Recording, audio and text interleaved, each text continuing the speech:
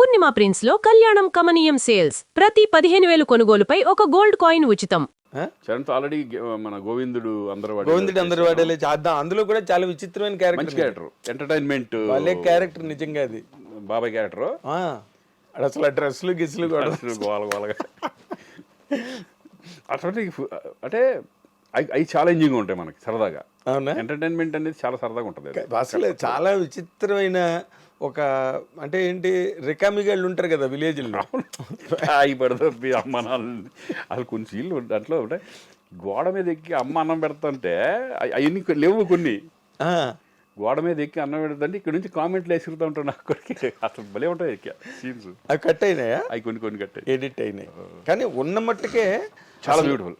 Cinema మొత్తం రన్లో నీ క్యారెక్టర్ చాలా చాలా విచిత్రంగా వెరైటీగా భలే కట్ చేశాడు. శంకర్దాద MBBS కానీ సంక్రాంతి కానీ పెద్ద సినిమాలు చేశాను కదా మధ్య మధ్యలో. హీరోగా ఉన్నప్పుడే నేను మధ్య మధ్యలో చేసేవాడిని. యాక్టర్ చేసేవాడిని సరదాగా. అందరూ అడిగితే శ్రీకాంత్ బాగుంటాడు అనుకుంటే చేద్దాంలే అని చేసేవాడిని. అప్పుడు మనకి నేను హీరో చేస్తున్నాను నాకు ఎందుకులే అనేది లేదు. లేదు నువ్వు అందరికీ అవైలబుల్గా ఉన్నావు. అదే నీ సక్సెస్, అసలు ఫస్ట్ సక్సెస్ ఇండస్ట్రీలో. ఎవరిని దూరం పెట్టలే, ఎవరి దగ్గరికి వచ్చినా సినిమా వెళ్ళాం. బట్ కెరీర్ అలా ఎలా వెళ్తుందో అనేది మన చేతిలో ఉండదు. అదే ఇప్పుడు రామ్ చరణ్తో మళ్ళీ చేస్తున్నావు కదా, ఇట్స్ అనే very bigger dimension. Game changer, Shankar, అది దేవరా కానీ ఎన్టీఆర్తో చేసే దేవరా కానీ అది గెటప్పే. ఓకే, అది బ్యూటిఫుల్ గెటప్. అది లక్కీగా ఇది పట్టడం, ఈ రెండు పట్టడం నాకు బాగా అడ్వాంటేజ్ అయింది. అది అఖండ తర్వాత నేను వారిసు తమిళ్ వారిసు విజయ్తో చేశాను. అక్కడేమో కన్నడలో ఒకటి అతనితో చేశాను, మన పునీత్ రాజ్ కుమార్ లాస్ట్ ఫిల్మ్ అదే మేము చేసింది పాప అతనితో. Puneeth Raj Kumar is very wonderful person.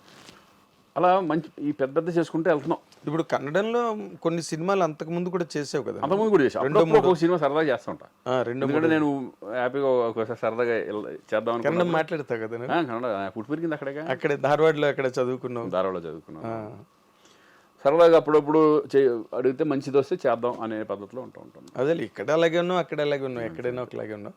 But అఖండ తర్వాత అసలు నీ కెరీర్ నువ్వు చాలా విచిత్రంగా, ఇప్పుడు జగపతి బాబుకి బోయపాటి దగ్గరే లైఫ్ వచ్చింది. అవునవును, తను చాలా ఇంటర్వ్యూలో చెప్పాడు జగపతి బాబు, ఇది నేను అప్పుడు కన్నా ఇప్పుడే ఎక్కువ సంపాదిస్తున్నాను అని.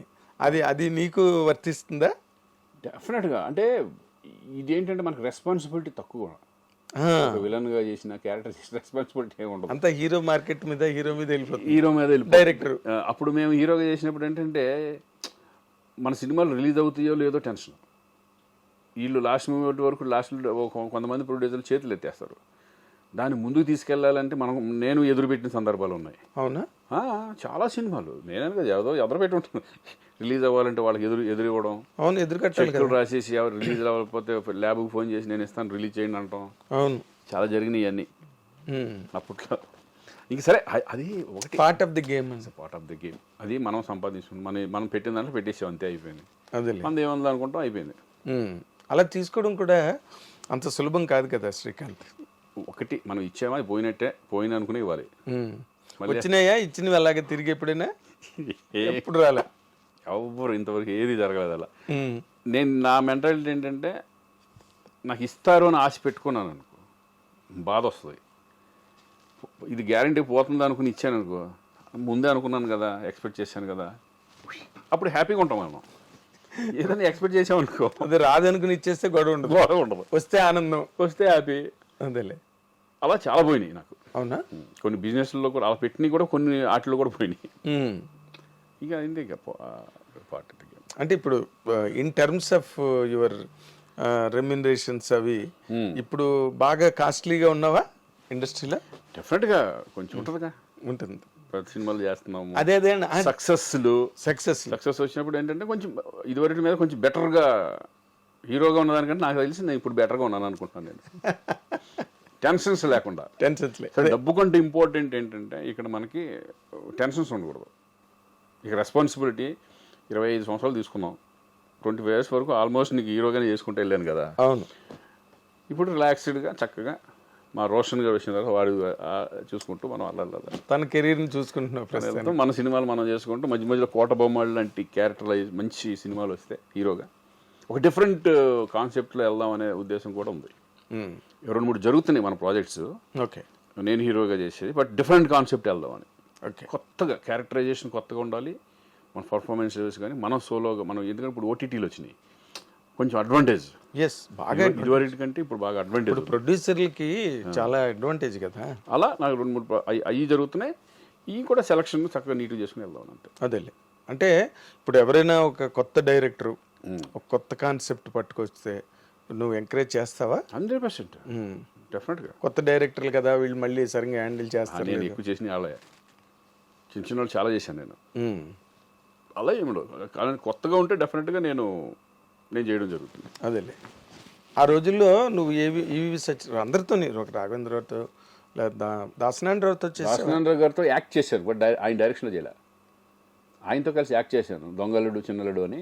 దొంగలుడు చిన్నలుడులో చేశాను, చిన్నలుడు 1, 2 సినిమాలు చేశాను ఆయనతో. అంత ఆ ర్యాప్ ఉంది మళ్ళీ, కానీ ఆయన డైరెక్షన్లో చేయలే. అదేలే, ఆయన ఒక్కరినే మిస్ అయ్యావు అయితే నువ్వు. ఆయన డైరెక్షన్లో ఒకటి మిస్ అయ్యాను. తక్కువ. అలాగే ఆర్టిస్ట్లో రామారావు గారిని మిస్ అయ్యాను. నాగేశ్వర గారితో చేశాను, కృష్ణరాజు గారితో చేశాను, కృష్ణ గారితో చేశాను. తర్వాత ఇంక చిరంజీవి గారు, వెంకటేష్, నాగార్జున, బాలకృష్ణ, శోభనబాబు గారితో చేసావు. శోభనబాబు గారితో చేయలేదా? ఓకే, శోభనబాబు గారితో అది నేను చూడలేదు నేను. అవునా? చూడలేదు, ఎప్పుడు కలవలేదు. అప్పటికే ఆయన ఇండస్ట్రీ వదిలేసి మానేశారు కదా. ఎప్పుడూ మానేశారు ఆయన. ఈవి గారి సినిమా లాస్ట్లో ఒకటి చేసినట్టున్నారు, తర్వాత వచ్చిన తర్వాత. ఇప్పుడు నార్మల్గా రామ్ చరణ్, చిరంజీవి గారితో చేసావు నువ్వు, ఆయనతో మంచి క్లోజ్ అసోసియేషన్. రామ్ చరణ్తో కూడా ఆల్రెడీ చేసావు, ఇప్పుడు మళ్ళీ చేస్తున్నావు. అసలు వీళ్ళిద్దరి మధ్యలో నీకు కనిపించే ఒక స్పష్టమైన డిఫరెన్స్ కానీ పోలిక కానీ ఇద్దరిలో? ఇదే నాకు తెలిసి పోలికలే ఉన్నాయి ఎక్కువ. అవునా? ఎక్కువ పోలికలే. అంతేనా? అంటే ఆర్టిస్టుల్ని చక్కగా చూసుకోవడం కానీ ఇది కానీ ఎక్కువ. అంటే చాలా ఎలా ఉంటుందంటే, ఇప్పుడు అన్నయ్యతో చేసినప్పుడు ఆయన కష్టపడే విధానం ఇవన్నీ కూడా చరణ్లో ఉంటాయి. కష్టపడే విధానం చరణ్లో ఉంది.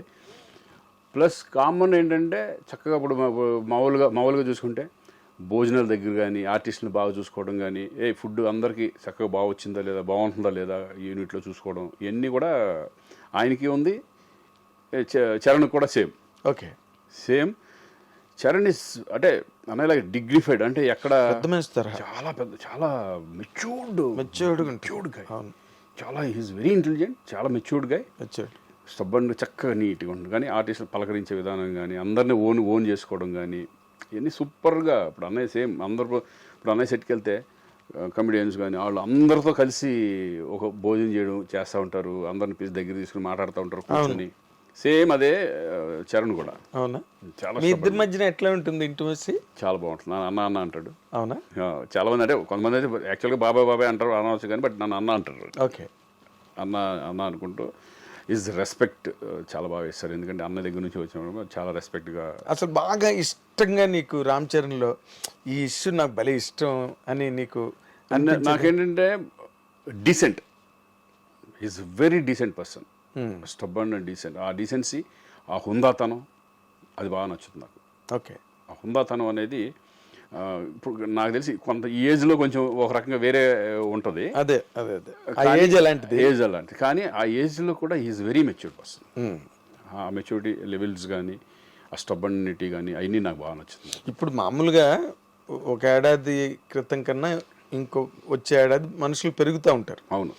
ఇప్పుడు గోవింద్ అందరవాడలో చేసిన చరణ్కి ఇప్పుడు చరణ్కి డిఫరెన్స్ అనేది ఏంటంటే, నాకు అప్పుడు ఎలాగున్నాడో ఇప్పుడు అలాగే ఉంది. ఇప్పుడు ఎలాగున్నాడో అప్పుడు అలాగే ఉన్నాడు. 6 అంత పెద్ద సక్సెస్, ఇప్పుడు స్టార్ లెవెల్కి, ఇంటర్నేషనల్ స్టార్ లెవెల్కి హాలీవుడ్ వెళ్ళిపోయినా కూడా ఆ గర్వం కానీ ఇది కానీ, ఆ కించిత్ ఇది కూడా లేదు. చాలా సింపుల్గా ఉంటాడు మామూలుగా. ఇప్పుడు బయట వాళ్ళకి చరణ్ అమ్మో అన్నట్టు ఉంటుంది కానీ, బట్ సెట్కి వచ్చేసిన తర్వాత హీఈస్ వెరీ సింపుల్. ఎందుకంటే ఇంటర్నేషనల్ స్టార్ హాలీవుడ్ వాళ్ళే సినిమాలు చేయమని అడుగుతున్నారు పక్కన. లేదండి, ఇప్పుడు నేను అనేది ఏంటంటే, ఇప్పుడు తారక్తో చేస్తున్నప్పుడు ఫస్ట్ సినిమా నేను తారక్తో చేస్తున్నాను. ఫస్ట్ టైం తారక్ కూడా నాకు ముందు నుంచి తెలుసు. నేను సినిమాలు చేయకపోయినా బిగినింగ్ నుంచి మా ర్యాప్ ఉంది. ఎలా? మేము ఫస్ట్ బిగినింగే మా ఇంటి పక్కన అక్కడ శ్రీనగర్ కాలనీలో ఉండేవాడు, ఇంకా హీరో అవ్వాలి అప్పుడు. అప్పటి నుంచి తెలుసు నాకు. అప్పుడు ఆయన ఏంటంటే ఎనర్జీ లెవెల్స్ ఎక్కువ, టప మాట్లాడతా చక్కగా గోల చేస్తూ ఉంటాడు. అది ఇప్పటికీ తగ్గల. అవునా? ఇప్పుడు అదే సరదా, అదే గోలగా ఉంటాం, ఒకసారి ఏడిపించడం, ఈ టైప్లో. అంటే వాళ్ళు మారలా, యాజ్ ఇట్ ఈజ్ అలాగే ఉన్నారు. ఇమేజ్ పరంగా ఇమేజ్లు మారుతాయి కానీ బట్ పర్సనాలిటీ మారలా. అదే మనుషులుగా అలాగే ఉన్నారు, పర్సనాలిటీ మారలా. అది నాకు బాగా. అదే ఇప్పుడున్న యంగర్ జనరేషన్లో అందరి హీరోలతో చేసావు కదా నువ్వు. ఆల్మోస్ట్ మహేష్ బాబుతో చేయలే, మహేష్ బాబుతో చేయలే, ప్రభాస్ వీళ్ళతో కొంతమందితో చేయలే. అంటే స్టార్ట్ అయిందిగా నాకు, చేద్దాం. మొన్న అఖండతోనే కదా ప్రారంభం. అవును, మొన్న కదా సెకండ్ ఇన్నింగ్స్. అంతే, సెకండ్ ఇన్నింగ్స్ కదా. అంతే, సెకండ్ ఇన్నింగ్స్ లాగా ఇది బోనస్ అనుకుంటాం. అంతే, బోనస్ కరెక్ట్. ఇది ఈ వర్డ్ కరెక్ట్, బోనస్. ఎందుకంటే ఊహించని అంతే మలుపు. అదేంటి, నా మెంటాలిటీలో ఏంటంటే నేను ఇండస్ట్రీలో ఉండాలి అనేది మెంటాలిటీ ఉంది కాబట్టి నేను ఇమేజెస్ కానీ వాటికి పోకుండా చక్కగా మనం ఉన్న దాంట్లో హ్యాపీ ఫ్యామిలీ సెటప్ లాగా వెళ్తున్నాం అంతే, ఎవరు అడిగినా. అంటే మహేష్ బాబుతో ప్రభాస్తో ఇంతవరకు ఛాన్సులు రాలేదా? రాలా, ఇప్పుడే వచ్చి మిస్ అయ్యాయా? లేదు, రాలా. ఇప్పుడు అనుకోలేదు, అంటే ఇలాగా తారక్తో నేను అనుకోలేదు, ఎక్స్పెక్ట్ చేయలే. ఇప్పుడు దేవరాలో తారక్తో వచ్చింది అవకాశం, అలాగే చూసి అవి కూడా ఎప్పుడన్నా వస్తాయి, చూద్దాం. మంచిగా తప్పకుండా వస్తాయి. ఎందుకు? And for more videos, please subscribe to iDream. Please subscribe to iDream. Please subscribe iDream. And please subscribe to iDream.